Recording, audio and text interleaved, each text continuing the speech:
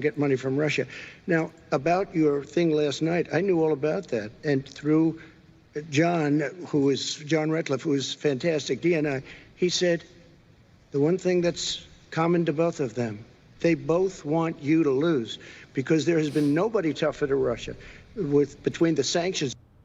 So that was the moment. It was truly masterful, because until today, until the press conference this afternoon, these had been Hunter Biden's problems.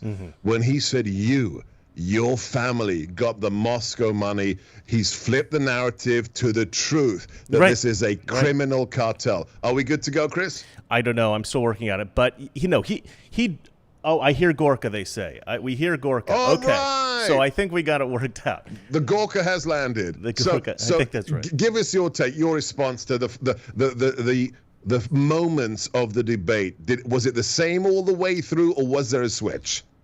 What do you mean, was it the same all the way through, or was there a switch? In terms of who was winning, who was doing better? No, I don't think Biden was ever winning. I just felt like a lot of the COVID stuff has been talked through to death. I think I'm kind of bored with the COVID stuff because I've heard everything, but maybe that's just because I do this for a living. New viewers were probably informed a little bit about the positions of each candidate. I don't think it was particularly interesting either way for a new person that maybe isn't super familiar with the candidates' positions. But yeah, once they started getting into, I was very happy as soon as Trump started to talk about the Russia situation, the $3.5 million from the Moscow wife of the mayor of Moscow. I thought, okay, this is what's happening. I was jumping up and down, literally physically jumping up and down. Did you think, Chris, did you think he wasn't going to go there? Oh, no, I was just waiting for the moment. And as soon as he didn't do it really in a way that I thought was too aggressive. He just kind of brought up the Russia stuff first. And then he brought up the Ukraine stuff, and then he brought up the laptop stuff. I'm surprised he didn't talk about the underage girls, because that would compromise Joe Biden as president. And I think it is important, and it's very damaging. But I don't know, maybe he's letting that go until we have more evidence, All right, so for you, it was a win all round. What were your favorite moments? We've got a load of cuts we can play here. I think the key is, the longer the night went on, Chris, and the longer that Biden was allowed to answer long answers, he just lost it. Let's play. Jeff, my producer, has called this Joe Biden short circuits. So this is video cut 9. This is emblematic of the president showing who Joe Biden is. Play cut. Fly through them. I said, we're going to fly through them. We just flew B-52, B-1 bombers through it. We're not going to pay attention. They have to play by the rules. And what's he do? He embraces guys like the thugs like in North Korea and the Chinese president and Putin and others, and he pokes us. He doesn't know the name of Little Kim Rocket Man, and he trashes Xi Jinping when literally 90 seconds before he was saying, "Oh, I was the guy. Oh, I met with Xi. Oh, I am the guy who dealt with China." Short circuit or what, Chris? Yeah, there's a beautiful video of him saying, "These are good people. The Chinese are good people. They're not going to eat our lunch, man. Come on, man. They're not going to eat our lunch. Give me a break, man." You remember that? Yeah. I mean, he has been in bed with the Chinese for years, right? This is how the scheme worked. For people who don't understand, this is how the scheme worked. This is important. Yeah, this is important. As a politician in America, you're not allowed to make money through business deals, international business deals, with politicians from other countries, right? That would violate, I think it's the Bribery Act of 1998. I think it's what it's called. And so they're not allowed to do that. That's illegal. So So technically, you're not allowed to make private gain from public interest. Right, exactly right. And a lot of these guys go around it through their family members. I think Nancy Pelosi has done this. A lot of these politicians do it, especially on the left. There are probably some Republicans. Feinstein. Oh, yes. Yeah, but I think for the most part, this is a leftist scheme. They do this with campaign finance rules as well. Are you talking about Ilhan Omar? $2 million. I'm talking about Ilhan Omar. I'm talking about AOC. I'm talking about Nancy Pelosi. I'm talking about Joe Biden. All of these people get money through family members. Bernie did it. Bernie Sanders did it. But Joe Biden seems to be the worst because he was in such a high position, vice president. And so what he did was he said, look, I can't work with you guys. It's illegal for me to work with you. But you know who you can work with is my son. So Hunter Biden basically became a proxy, and also Joe Biden's brothers became proxies, and his sister became a proxy. And anybody who needed to work with Joe Biden to make money and use Joe Biden's name as vice president, they could work with the relatives. And Joe Biden totally knew about it, right? We have evidence to show that Joe Biden totally knew about this. The only thing I would have appreciated more than what Trump did during this debate, because he did an excellent job. The only thing I would have preferred is if he had stated this more clearly, because he knows what happened. You and I know what happened. We follow this. Right. And you have some of the best. By the way, if you're not subscribed to Sebastian Gorka's show, he has some of the best people interviewing on your channel. You can say the names better than I could. Some brilliant people who have done all this investigative work long before the laptop stuff came out. The laptop stuff doesn't actually show what's happened. The laptop stuff proves what happened. We've known for a long time what's going on. We know that he's been taking bribes from foreign governments. This is just proof of it.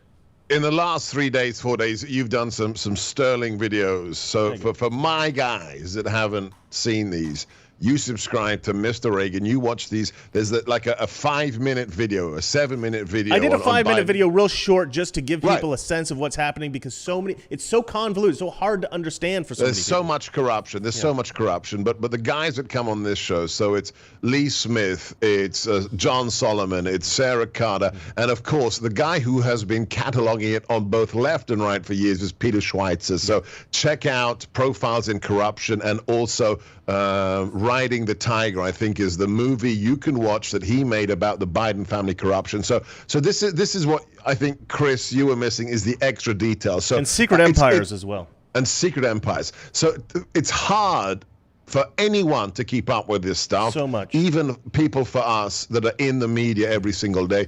But for those who missed it, maybe we need to just spend a moment, because this is what changed the president's approach to the debate tonight. Mm-hmm. This evening, an individual called Tony Boblinski gave a very brief press conference in a hotel and said the following: I am on the emails from Hunter Biden's laptop. I was brought into a company called Sino-Hawk in 2015 by Hunter Biden to collect billions of dollars worth of quote-unquote investment from the Chinese government. And basically, he said yes because he didn't realize it was pay for play until Hunter Biden started funneling the money into his family's coffers. And this individual, who is a former Navy officer whose family has been in military intelligence for decades, said, hang on, there are rules here. You can't do that. And they threw him under the bus. And what Tony Boblinski said is, here, tonight, he said, I have 3 phones that nobody else has used, that have all the emails and the texts of these illegal transactions with Hunter Biden and naming Joe Biden as the big guy who gets the 50% cut, and I'm delivering them to the Senate tomorrow. And you texted me this evening. What did you say about Tony Boblinski? I said, I think Tony Boblinski may have just saved his own life. Because he might have been Epsteined. Because he went on record and gave a demonstrable record of what he knows and said, oh, by the way, I'm going to the Senate tomorrow. But being famous gives you some level of protection. Because if somebody is in front of the cameras, if somebody's publicly known, it's difficult to off them, right? It's difficult to off them without it being investigated, because it is public and the media will cover it. And so he may have saved his life by going in front of the cameras today. And by the way, I forgot to mention, this is a guy who's only ever donated to Democrats. I was going to say the same thing. This guy is a Democrat. Right. He's not doing this because he hates the Bidens or he hates the Biden family or he's in it for Trump. He's a Trump supporter. That's not it. This guy knows what's happened is corrupt. He can see the writing on the wall. He knows that they're going to figure it out eventually. So he's just flipped. He's just flipped. So this laptop that Rudy Giuliani got hold of, that finally the FBI has taken possession of. Not only has the FBI and the Director of National Intelligence in the last 72 hours said, last 48 hours said, yeah, there is no Russian nexus here. This is real. And the Senate is going to look at the phones from Mr. Boblinsky, who has confirmed it happened and the Bidens made money while he was vice president. So that's what the president was referring to. And let's play a cut from this evening. This is basically the summary of what you need to know in essence about the Biden family. This is cut 7, the president of the United States. Yeah, we're going to get it up. Play cut 7. I don't have it. No, you don't have it? Okay, then let's talk about the other huge... Oh, let's go back to the beginning. Let's go back to the beginning. Can you play cut 1 and tell me if this is the first kill shot rhetorically? This is right at the beginning of the debate. Can you play cut 1, Jeff? Talks about don't worry, it's all going to be over soon. Come on. There's not another serious scientist in the world who thinks it's going to be over soon. President Trump, your reaction? I say over soon. I say we're learning to live with it. We have no choice. We can't lock ourselves up in a basement like Joe does. He has the ability to lock himself up. I don't know. He's obviously made a lot of money someplace, but he has this thing about living in a basement. People can't do that. By the way, I, as the president, couldn't do that. I'd love to put myself in the basement or in a beautiful room in the White House and go away for a year and a half until it disappears. I can't do that. And Kirsten, every meeting I had, and I'd meet a lot of families, including Gold Star families and military families, every meeting I had, and I had to meet them. I had to. It would be horrible to have canceled everything. I said, you know, this is dangerous. And you catch it. And, you know, I caught it. I learned a lot. Great doctors, great hospitals. And now I recovered. 99.9. Now, you said right at the beginning that you're bored of COVID. I'm bored of COVID. I think we have to get back to work. When he says you can afford to stay in the basement. That was great. Does that resonate with people who maybe aren't bored of it like we are, but simply have been exploited for the fear factor? What do you think is the effect of that comment, Chris? No, he definitely went in the right direction, and he slowly moved toward this idea that, you know, look, COVID's dangerous. A lot of people are scared of it. We have to be careful, but we also can't just destroy businesses. And I think that was a really good point that he made. I thought that was a brilliant strategy, brilliant pivot, because there are so many business owners and there's so many employees who want to go back to work. I know Valeria constantly complains that she can't go back to work because the lockdown is still in effect in California and a lot of businesses. And there are a lot of people saying, all right, enough already. Let me work. And I think that will resonate here because Trump showed sympathy toward that position. Biden did not. No. And when he was pressed by Velka, will you countenance another shutdown of the economy? Biden didn't reject that option. No. He said, well, you know, follow the science. I'll listen to the scientists, which means, yes, he's prepared to, after 44 million people are unemployed, he's prepared to shut down the economy again. Well, the Democrats, and Biden in particular, they like to take the easy shots, right? It's a very easy shot to say Trump didn't do everything perfectly from the very beginning. Because, you know, and Trump had a great response to that, which was that, look, we're learning. We didn't know at the very beginning exactly what this was. You didn't know exactly how to deal with it. We did the best that we had with the information that we had. The scientists didn't know everything. They made some mistakes. I think that was a perfect explanation. Because at the end of the day, you know, I think Fauci, in an interview with, who was it? It was on Fox recently. He expressed this. He was like, look, Donald Trump did everything I told him to. If I said don't do something, he didn't do it. If I said do something, he did. Who? Levin. It was an interview with Levin, Mark Levin. But he also testified to Congress about this. Same thing. He said Trump did everything, followed our instructions exactly. Right, so this idea that he ignored them is garbage. Oh, it's absolute garbage. But you know, the problem with that is that people believe that because they hear it every day from CNN, they hear it every day from MSNBC, they hear it from NPR, they hear it from Joe Biden, they hear it from all these reporters, all these leftists. They constantly hear that Trump ignored the science. The tough part about this whole situation is that you've got a massive, this really is a conspiracy, right? It's a conspiracy amongst leftists to lie about Donald Trump. And Yes. and it's just like a lot of the people that I talk to that are leftists, they believe all of these lies because they hear them repeated every single day, all the time.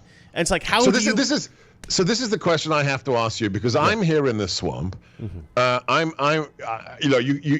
cut me and I bleed conservative because my father escaped from a communist prison. right. Okay, so my family has lived under fascist occupation as children. Then my father was tortured and arrested by a communist regime, only to be liberated 6 years later and escape to the West. So I've always been a conservative. It's my métier, and I'm into politics because of that. You're living in the belly of the beast in the West. You're a Hollywood professional, an actor. What I want to know is, we are now 11 days, as of tonight, we're going to be 11 days away from an election. You know so many of these people who aren't political, who think that CNN is actually the news. Right. How does this debate, can you just kind of step out of Chris Coles for a second and say, how does this debate impact any of your friends who hate the president? It depends on your level of hate. All right, or people who think that CNN is news. The people who think CNN is news, they won't be swayed by anything, no matter what. They have Trump derangement syndrome. Right, and it really, like I asked somebody the other day, does the laptop information sway your vote? This is a real answer I got from a real friend who's a leftist in Hollywood, an actor. Right. This is mental. He said, "Oh, I think email scandals are overplayed." Overplayed, right? I said, email scandals are overplayed. What the hell are you talking about? If this had been an email scandal about Donald Trump Jr., let's say, if it had been one email where Don says, "Hey, the big guy, the orange guy, 50%. The orange okay? guy. 50%. It would be on CNN all day, every day. There'd be impeachment. There'd be impeachment. The next day, be impeachment. There would be an impeachment the next day. You're 100% right. In this case, CNN won't cover it. MSNBC won't cover it. I did a video that was just me scrolling through my phone. I went on New York Times, scrolled through New York Times. I went through Wall Street Journal, because people think Wall Street Journal is right-wing. It isn't. The opinion section is right-wing. The news section is totally left-wing. They hate the opinion guys. We're supposed to be talking about the debate, and we are talking about the debate, but we're having fun. Let me give you something that's a test for all of your viewers and all of your listeners. Pick any topic. It really doesn't matter what the topic. It can be the border. It can be the environment. It can be education. Pick any topic and plug into Google the key search words on that topic.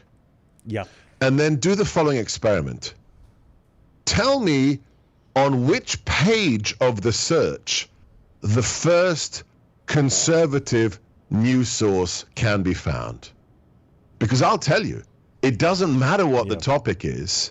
It will start on page 5 or page 6. And you know what the scary thing is, Chris? More than 94% of Americans never go past page 1 on a Google search. That's 100% true. I've been saying this for a couple of years, but I didn't really understand why. I said it's very difficult to find information that's accurate when you Google it anymore on politics. Not on something like not on something like salamanders. That's pretty easy. But if it's a politically contentious issue, it's actually fairly difficult to find statistics that are fair, because anytime you just Google something easy, you think, okay, I'll just Google it, I'll find out the information, whatever. Exactly what you said. All the initial stuff that comes up is from biased leftist sources. So it's very difficult to find the truth. There's a guy called Alan Bukhari who is the tech guy for Breitbart. Yeah. And he wrote a massive piece about 2 months ago where they took the actual traffic figures for news sites against search engine results. Breitbart is now the most popular source of information on Facebook in terms of user engagement. Right. After the last debate, Breitbart beat the New York Post and Fox combined. That's amazing. Combined, okay?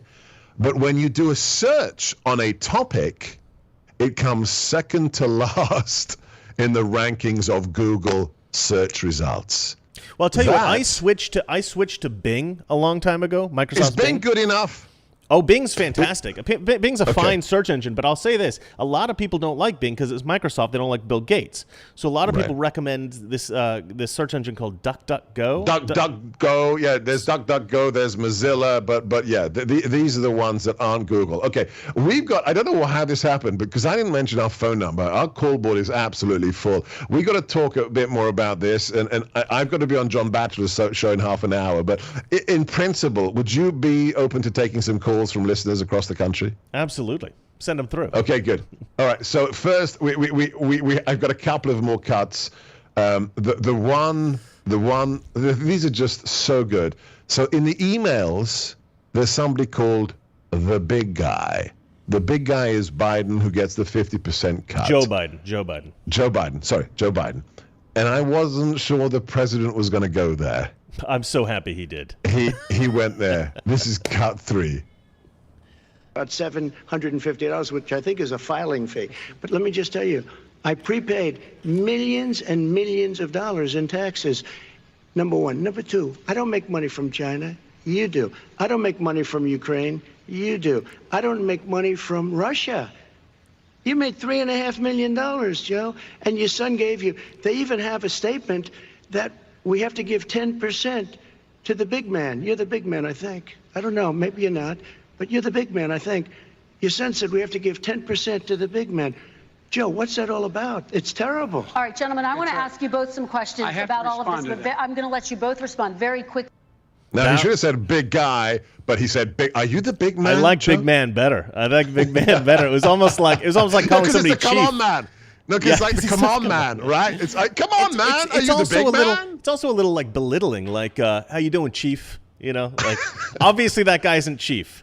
You know? So did you think he was going to go there? Oh man, that was the hammer drop moment. Boom. That was the hammer drop moment. That was beautifully constructed in terms of how he expressed it. There are so many CNN viewers, so many MSNBC viewers right now watching that debate going, what is he talking about? I don't even know what he's talking about. And all the press is trying to figure out how to, deal with this story right now, because none of them, there was a media blackout. Blackout. They wouldn't cover the story. Like I said, I had this video the other day that it was just scrolling through my phone. None of the companies did any stories on this. They were saying it was Russian disinformation. That was a lie. They knew it was a lie. They were using it as an excuse not to cover it. Now they have to cover it. There is no question.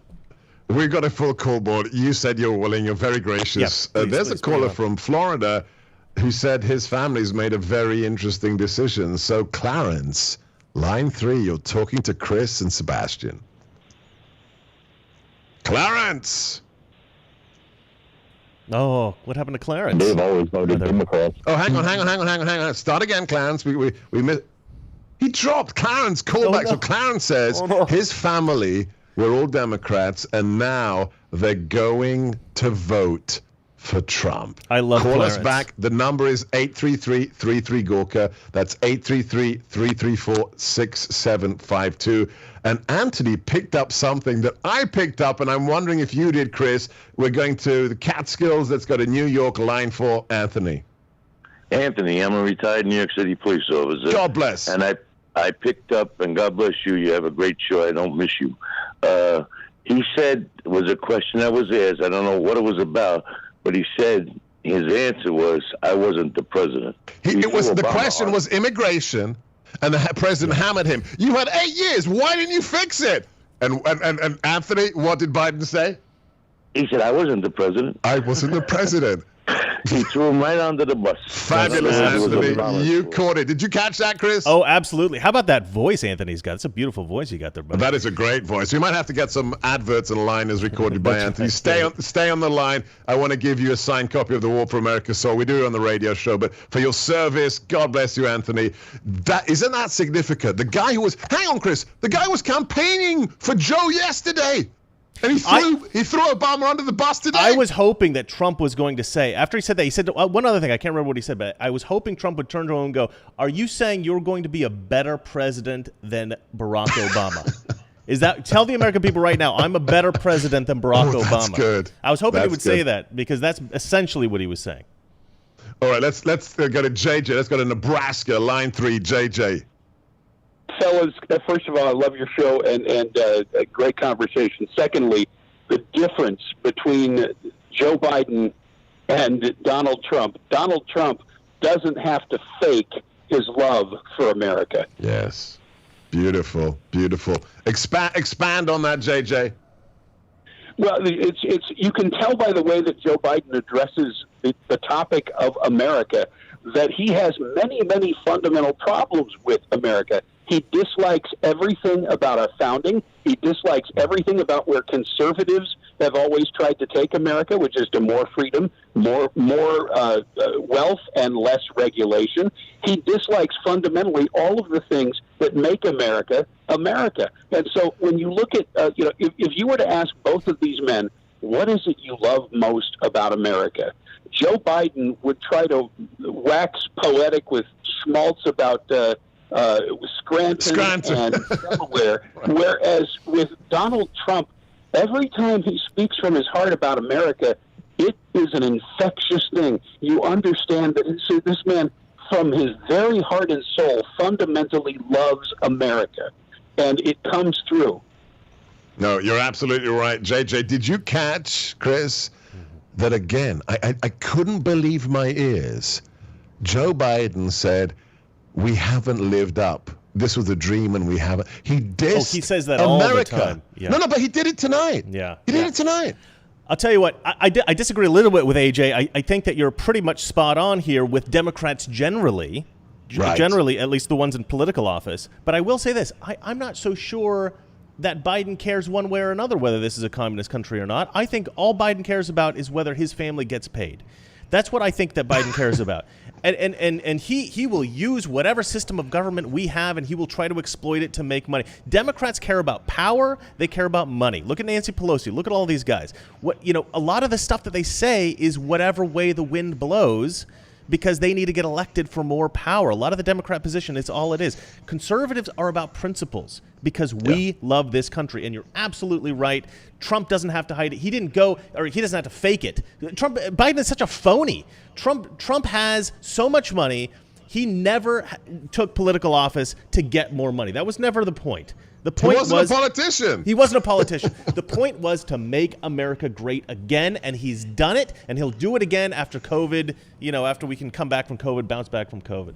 So I want you to share with us your favorite moments. I'm going to give our listeners and viewers a couple of ideas. So at least three times, the president said, "That's because you're a politician." And it was like, "Oh yeah, that's why we voted for you." And then he actually said that, and that's cut 11. I know, Jeff. Can we get cut 11? This is the raison d'être. This is 2016. Cut 11. Going to jail because they have a drug problem. They should be going to rehabilitation, not to jail. We should fundamentally change the system, and that's what I'm going to do. But why didn't he do it 4 years ago? Why didn't you do that 4 years ago, even less than that? Why didn't you do it? You were vice president. You keep talking about all these things you're going to do, and you're going to do this. But you were there just a short time ago, and you guys did nothing. We did. Joe, I ran because of you. I ran because of Barack Obama, because you did a poor job. If I thought you did a good job, I would have never run. I would have never run. I ran because of you. I'm looking at you now. You're a politician. I ran because of you, because you're a politician, Chris. He did that a few times. There was a few beautiful moments. We talked about the kids in cages. He's like, who built the kids in cages? You.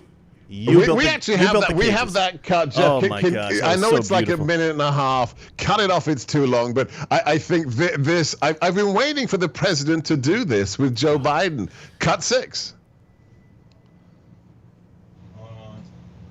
Lots of bad people, cartels, and they're brought here, and they used to use them to get into our country. We now have as strong a border as we've ever had.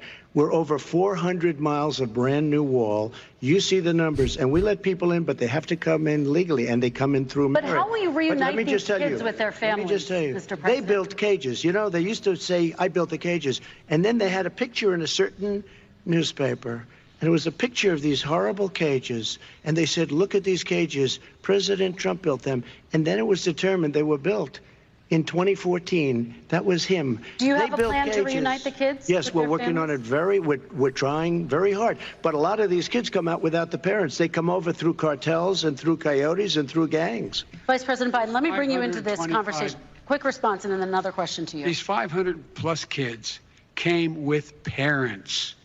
They separated them at the border to make it a disincentive to come to begin with. Real tough. We're really strong. And guess what? They cannot, it's not coyotes didn't bring them over. Their parents were with them. They got separated from their parents.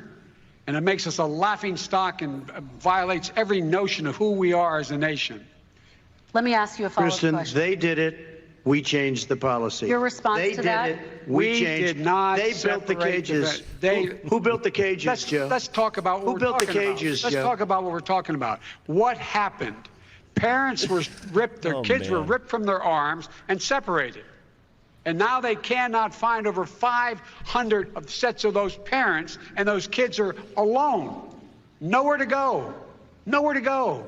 It's criminal. Who built Chris? the cages? Who built the the cages? I love that. I love that he kept repeating How it. does he get out of that tomorrow? How does Joe get out of that? No, he doesn't. He deflects. He's going to deflect just like everything else. And you know what? The guy lies about everything. He knows what the statistics are. He knows what happened. But Chris, I'm so glad you raised this. Mm-hmm. So for those who aren't familiar, I was a political appointee. My wife spent 3.5 years in the Trump administration.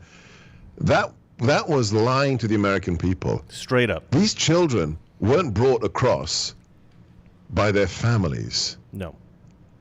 The reason that COVID is so good for border security is because all of this stopped. And one of the, there's the rapes of the girls, the young women, 80% of those trafficked are raped. But for those who Let's aren't be familiar, clear. When these immigrants come over, these illegal immigrants come over, they are abused by the coyotes who are paid to bring them over, is what you're saying. Some of these women, they're naive and they don't realize. Yeah. But let's talk about the kids. Because my wife ended up as press secretary for the Department of Homeland Security. Mm-hmm. And she went down to the border and she met the people who are securing the border. In Juarez province of northern Mexico, mothers rent their toddlers out, Chris, at the rate of $500 a day. So the coyote, when they're taking a group of adults across the border, can take a 2-year-old child with them before COVID, before we shut down the border, and say, oh, family unit, you can't deport us. Tragic. Joe Biden lied. The kid is smuggled back to Mexico and re-rented out the next day. And Biden lied to America, Chris. No, it's tragic. There's so many tragic things that happen when you have a porous border like that. When you have like this illegal system, which is kind of, we stop them, but we let some people through in some certain cases. Then they figure out, okay, how do we exploit those cases? And there's all of this tragic stuff that happens. You need an absolute airtight, secure border. That's what Trump's trying to do. And I think Trump will manage it in his second term. Will manage an airtight border, which is what you really need. You need to know who's coming through, and you need to be able to stop anything. That way, they don't even think, let me try. They don't even want to try because they know it's airtight, and that's what Trump's trying to do, and I love it. And if you care about women getting raped, if you care about girls getting raped, if you don't want children to be used as props by human smugglers, build the wall. Okay, I think the most devastating, apart from everything to do with the laptop and Tony Boblinsky, the most devastating in terms of huge repercussions instantly. What do you think, Chris? The end of the debate, where Welker actually asked Biden about fracking and fossil fuels, and Biden said, well, we'll just transition out of oil. That's suicide. He's killed his own cow. He just said to America, yeah, we'll just get rid of oil. Biden's in a really tough spot there. He's in a really tough spot there because he's always because trying to of AOC. Well, not just because of AOC, because he's got two different camps of people he's trying to court. He's trying to court the blue-collar worker, people who want to see coal jobs back, people who want to see oil jobs back, who want those energy jobs. Good folks, good working folks. He's always talking about these hard-working Scranton folks, right? As if he's like this blue-collar guy, which is baloney because he's been in Washington, D.C. for Delaware, years. Delaware and Washington, right. Yeah. But anyway, but yeah, he has to court those voters. So he has to say, no, I support these jobs. I support you guys. I want to, have energy jobs. I want to support all that stuff. And then he's like, but... I also need to be nice to these environmentalist folks. So yeah, fracking, maybe we'll end it, maybe we won't, I don't know. And he's in a really tough spot there. So yeah, he's always basically been set up for failure in this particular spot. And you're 100% right. Like, this was a devastating moment for him. I think there were probably like 5 or 6 devastating moments for him in this debate. This was a beautiful moment for Trump. This is a beautiful moment for America. I don't know how much this is going to shift things because so many people's minds have already been made up. But if there are people that are on the fence, or there were people that maybe shifted because that first debate was so catastrophic, maybe they shifted back from this because Trump really did seem presidential this whole time. And yes, Biden was a fumbling fool, as he always is. And also, on multiple occasions, the big guy, Joe Biden, actually created traps for himself. Yeah. When the president said, Joe, you've said no more fracking. And what did Biden say? I never said that. And the president says, well, we've got it on film. And Joe says, well, then put it on your website tomorrow. Well, okay. We will. I guarantee you it will be on the website tomorrow. Not only that, there is a film of Biden at one of his tiny micro rallies, where afterwards he's talking to one of these snowflake, Gaia worshipping women who says, but it's not just fracking, Joe. You've got to get rid of all fossil fuels. Will you do that, Joe? Will you do that? And you can hear him. He goes up to her and says, yes, we'll get rid of all fossil fuels. Yeah. Okay, we got the video. Put it on the website. Because he's got to say one thing to these environmentalists and another thing to the labor unions, the blue-collar guys. I mean, this is the problem with having a special interest party, right? The Democrats are a special interest party. As opposed to principles. As opposed to having principles like the conservatives. We don't care if you're black. We don't care if you're white. We don't care if you're Hispanic, an immigrant, whatever. We don't care as long as you have principles. We like you. We respect you. We want you as part of the party. Chris, it's easier than that. If you love America. Yeah. If you love America and think it's a good thing. I've said this on my show every day. We have 3 hours of live radio every day, 3 to 6 Eastern, America First. You can watch it on YouTube. And I say, it's really easy. When we launched the president's re-election campaign in Orlando last year, it was an amazing event. Jeff, my producer, came with me. We were down in the pit with everybody else. And the president's son, Don Jr., warmed up the crowd, revved up the crowd. And this was a year ago. He said, next November, it's really easy, guys. It's a choice between liberty and socialism. Wow, what a line. Now, after Floyd, after Antifa, after COVID, it's even more crystallized down, Chris. Yeah. It's very simple. If you love America and believe in America, you must vote for the man who loves America, who's Donald Trump, the president, and down-ticket GOP. If you think America's the problem, if you think all white-skinned Americans are racists, as we've been told, if you think, like Biden said again tonight, America's never really lived up to itself, then you vote for the people who hate America, and that's Joe. Does it get more simple than that, Chris? It does. You are 100% right, Sebastian. I just want to add something that my wife just sent me. This is from somebody in the comments. Biden's laptop matters. Let's get that. Let's get that hashtag going. Laptops of all colors matter. Biden's laptop matters is BLM, right? Biden's laptop matters. Oh my gosh. Hashtag Biden's laptop matters. Let's get that trending, guys. Your muse is a genius, or whoever wrote that on the comments. Biden's laptop matters. The real BLM. Hashtag BLM.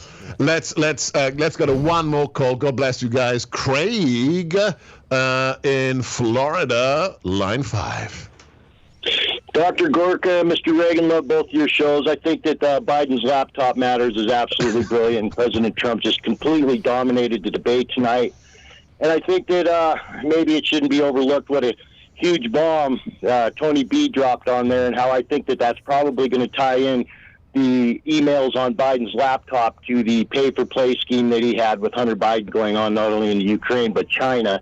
And I think maybe if the alternate media focus their attention on that, I think that's probably going to produce a lot of little treasures. Thank you, Craig. Let me ask you directly, Chris. We've got 11 days left as of tomorrow morning. Can the mainstream legacy media that peddled the garbage propaganda lies of 4 years of the Russia collusion, is there any way that for the next 11 days they can ignore the Bablinski phones, the admission that the big guy is Biden? Are they going to continue the cover-up? Oh yeah, they're going to continue the cover-up. They can definitely ignore it. Here's the problem: is look, this is not something they should be able to ignore. This is not something they should ignore, but many of them still will. I do think, though, that this will create a split. There will be those who break and in the mainstream media and say, "Okay, we have to cover this. We really don't have a choice." I think you're right. Probably public broadcasting, probably PBS will do it. There are a few outlets, but and MSNBC will definitely cover it. They have been covering it, but to say it's Russian disinformation. So they'll continue to do that. They'll continue to try to cover it in a way that says, "Oh, this is not really a thing. This is all just a conspiracy theory." Blah blah blah blah blah. But there are people in the middle, like I don't know who, but there are some in the middle who won't cover, who continue to say, "Oh, we're just going to try to ignore this or whatever." But as certain left-wing media outlets start to cover it, it will spread. People will have to cover it. It'll get out there for sure before the election. All right. Jeff came up with a concept, made a comment, and one of our callers has brought it up as well, so we have to have one more. John in Flint, Michigan, line 5. John, what was your favorite moment of the 90 minutes? Yes, Dr. Gorka, John Paul from Michigan here. Just want to say a long-time listener, first-time caller. Thank you. And I'm also a police officer here in Michigan. But my favorite part of the debate tonight was when Biden was referring to President Trump as Abraham Lincoln, and he called the Proud Boys the Poor Boys. The Poor Boys. Delicious, which is the delicious deli sandwich. And then he got Trump's quote completely wrong. He said Trump said to stand down and stand ready when he said to stand back and stand by. Yep. And I just want to know, where does Joe even know where he's at right now? And but you missed the best, Pete. You missed the best bit, John Paul. 3 minutes later, Joe Biden said Abraham Lincoln is a racist. Oh, absolutely. I 100% heard that. And then, President Trump had questioned him and said, where does this even come from? Yeah. But, I just had two things to say, and the first of which is, a vote for Joe Biden is a vote against a delicious deli sandwich. And second of all, Dr. Gorka, who built the cages? Indeed. Who built the cages? Who built the cages, Joe? John Paul, you're superb. Stay on the line. Want to recognize you for your service as well. We'll give you a signed copy of my latest book, The War for America's Soul. Okay, this has always been an hour. This is incredible fun. I see we got amazing feeds, amazing audiences on both your feed, Mr. Reagan, and on my feed, America First. So I want to ask you a question about the next 12 days, but please, guys, this is a crossover event. It was my producer, Jeff's idea. I am so grateful. Everybody's working overtime. My social media guy in Florida who got us all the cuts. Jeff, who's been in studio all day. Shadrach, my producer. God bless you all for coming in here. Thank you for agreeing, Chris. Subscribe to Mr. Reagan's channel. It's superlative. Follow him on Twitter, Mr. Reagan USA. Forget that. Subscribe to Sebastian Gorka's YouTube channel. This man has the best guests. I mean, he's not that great. What about the host? He's not that. No, the host is no good. But the guests are amazing. Look, at least I can do a better British accent than you. Well, I'll tell you what. If you had a good voice, maybe you'd be good for radio, Sebastian. But it's that whiny, high-pitched thing that annoys people. I know, and I'm so pissed that you have the best name outside of America First. You have the best name for a YouTube channel, and that you stole the Gipper. I commend you. I doff my cap. But I have to ask you: you are the quintessence of the happy warrior. You do live that Gipper spirit. Absolutely. So in that vein, before John Batchelor starts screaming at me to go on his radio show live in 90 seconds, tell me, and that's a great show too. WABC, John Batchelor, WRKO Boston. What is your message to your fellow Americans in the next 11 days, Chris? I'll tell you what, not just vote, join Sebastian Gorka's YouTube channel, share all of our videos, share every conservative, not just us. There are many conservatives out there. You got to get these leftists, these sort of moderate people who are on the fence, you got to get them watching this conservative stuff. You got to get them to understand what's happening because the mainstream media is hiding it. Media blackout on Hunter's laptop. So much disinformation. We've got to get the word out there. And I know we all try, but we have to be a little bit more aggressive about it because people are confused. People are fooled. And, you know, we got to make America great again, as Trump says. It's called MAGA. Make America Great Again. This has been so much fun. I hope you enjoyed it. I hope your viewers enjoyed it. Follow me, Seb Gorka, on Twitter, SEBGORKA. We have the radio show every day. The website is sebgorka.com. The book is A War for America's Soul. And it's been a lot of fun. Thank you. It has. I always love being on your show, Sebastian, and thank you for being on my channel. I think this was great. We got to do this again sometime. We will in the near future. God bless. Thank you, guys. Bye-bye.